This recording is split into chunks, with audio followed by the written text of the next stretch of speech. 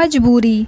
छोटी बहू ने आवाज़ लगाते हुए, राधिका जरा इधर सुनो तो, मेरे कमरे की सफाई भी कर देना। जी मालकिन, कहते हुए राधिका अपने कामों में लग जाती है।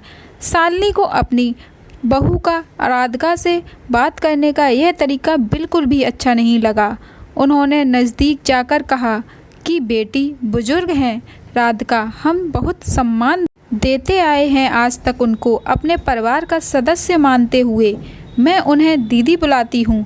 मेरे घर काम करती हैं, इससे मुझे सुविधा मिलती है। वह गरीब हैं, इसका मतलब यह नहीं कि तुम उनसे कुछ भी कहो।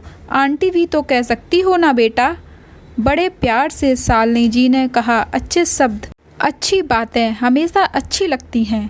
हमसे भी वो उम्र में बड़ी हैं। तुम्हारे पति को भी पाला पोसा बड़ा किया है, तुम्हारे माँ समान है। बहू गुस्साते हुए, काम वाली को मैं सर पर नहीं चढ़ाती। काम वाली है, काम वाली ही रहेगी। मुफ्त में काम नहीं करती, बदले में पैसा लेती है। शालिनी को ज़्यादा बोलना उचित नहीं लगा, क्योंकि बच्चों से बहस अच्छी बात नहीं है। खुद की मर्यादा भंग होती है। जिसकी जैसी समझ जिंदगी उसकी वैसी कटती है। मन ही मन यह सवाल करते हुए अपने काम में लग जाती है।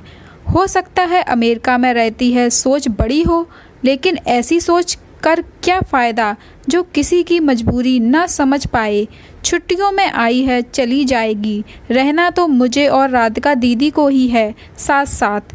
अब है मेरे पोते का आज जन्मदिन है। मैंने राधिका से कहा कि आज यहीं रुक जाना, तुम रात में थोड़ी मदद हो जाएगी। उसने सहमति में सर हिलाया।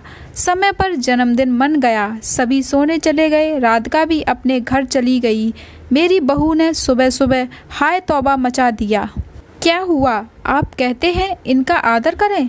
रात मैंने डायमंड वाला नेकलेस डाला था, वह गायब है। सभी सदस्य तो घर में ही हैं, सिर्फ रात को यही गई थी पार्टी खत्म होने के बाद। ऐसे काम करने वालों को अच्छी तरह से मैं जानती हूँ कि बड़े घर में किस मनसा से घूमते हैं। जब पेट भूखा हो तो आदमी कुछ भी कर सकता है। सब पापी पेट का सवाल है। राधिका डर से कुछ बोल नहीं पा रही थी। एक बार हिम्मत करके बोली कि मैंने नहीं लिया है, लेकिन छोटी बहू कुछ सुनने को तैयार कहाँ थी।